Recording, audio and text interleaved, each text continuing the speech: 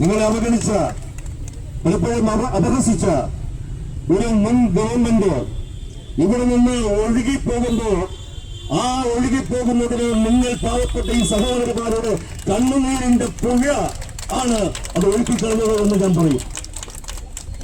ഞാൻ പല അധികാരികളോടും അതിനോടൊപ്പം നിന്നപ്പോ ഞാനൊരു സഹയാത്രികനായിരുന്നു കുറെ കാലം. ആ പ്രസ്ഥാനത്തോടൊപ്പം അതിന്റെ സഹയാത്രികനായിരുന്നപ്പോൾ പലരോടും ഉത്തരവാദിത്തപ്പെട്ട പലരോടും പല കുറി ഞാൻ നേരത്തെ ആവശ്യപ്പെട്ടതാണ്. ശ്രീനി പ്രകാശനൊക്കെ അതിനെ കുറിച്ച് അറിയാം.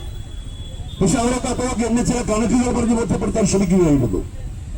അങ്ങനെ ഇരിക്കുമ്പോഴാണ് കൊച്ചിയിൽ നടക്കുന്ന ഒരു മഹാസാംസ്കാരിക സംഗമം ഡിസംബറിൽ നടക്കാൻ പോകുന്നതിന്റെ ഒരു ആലോചനാ യോഗത്തിൽ കോടികൾ മുടക്കി മാനവികതയും മനുഷ്യ സ്നേഹവും സഹജീവികളെ ചേർത്ത് പിടിക്കലുമൊക്കെ വിഷയമാക്കിയുള്ള ലോകസമാധാനവും മനുഷ്യ സ്നേഹവും മാനവികതയും ഒക്കെ വിഷയമാക്കിയുള്ള ഒരു അന്താരാഷ്ട്ര സംഗമം നടക്കുന്നു.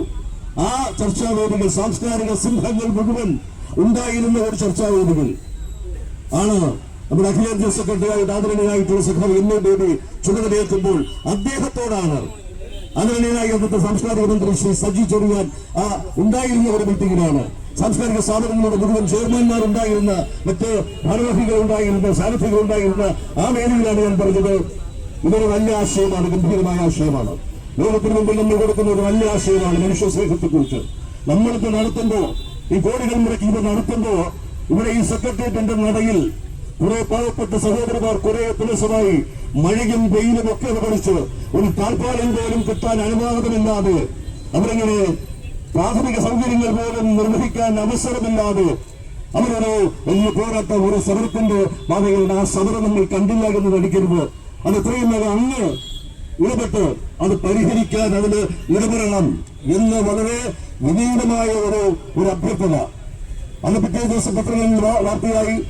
എന്തു തന്നെയായിരുന്നാലും ശരി, ഇവിടെ പോയി വിശേഷിപ്പിച്ചതുപോലെ ഒരു രക്തസാക്ഷി പരിവേഷണമെന്ന് എനിക്കില്ല. അതൊരു സാധാരണ മനുഷ്യൻ എന്ന നിലയിലുള്ള എന്റെ ഒരു വികാരമാണ് ഞാൻ ഇവിടെ പ്രകടിപ്പിച്ചത്. ഒരു കലാപ്രവർത്തകൻ എന്നുള്ള ഒരു വികാരമാണ് ഞാൻ ഇവിടെ പ്രകടിപ്പിച്ചത്. അത് വ്യക്തിപരമായ ഒരു സാക്ഷ്യപരിവേഷമൊന്നും എനിക്ക് ആവശ്യമില്ല. പക്ഷെ അത് പറയേണ്ടതാണ് ഒരു മനുഷ്യൻ എന്ന നിലയിൽ. അത് ഞാൻ പറഞ്ഞു എന്നേ ഉള്ളൂ. അവിടെ എനിക്കൊരു സ്ഥാനമാനങ്ങൾ എന്തോ വിഷയമായിരുന്നു. പക്ഷേ സ്ഥാനമാനങ്ങൾ സംരക്ഷിക്കാനാണെങ്കിൽ മറ്റുള്ളവരൊക്കെ നിശബ്ദമായിരുന്നത് പോലെ എനിക്ക് നിശബ്ദമായി ഇരിക്കാമായിരുന്നു. ഞാനത് ചെയ്തില്ല. കാരണം എന്റെ ഏറ്റവും വലിയ എന്റെ ഒരു പ്രചോദനം എന്ന് പറയുന്നത് യേശുക്രിസ്തുവാണ്. യേശുക്രിസ്തുവാണ് എന്റെ ഏറ്റവും വലിയ പ്രചോദനം. സ്നേഹത്തിന്റെ ഏറ്റവും വലിയ മാതൃകയായിട്ടുള്ള ക്രിസ്തു. ക്രിസ്തു പറഞ്ഞത്, നിന്നെ പോലെ ഈ ക്രിസ്ത്യാനിയെ സ്നേഹിക്കണമെന്നല്ല, മറ്റു മനുഷ്യരെ, നിന്റെ കൂട്ടുകാരെ, അയൽക്കാരെ, മറ്റുള്ളവരെ, മറ്റു മനുഷ്യരെ സ്നേഹിക്കണം. അതാണ് ക്രിസ്തു പറയുന്നത്.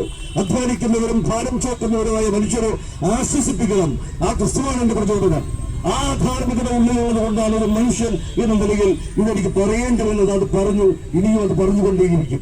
ഇവിടെ ഇങ്ങനെ ഒരു സമരം വിജയം ആഘോഷിക്കുമ്പോൾ നമ്മൾ ഒരുപാട് ചരിത്രങ്ങൾ നമ്മുടെ മുമ്പിൽ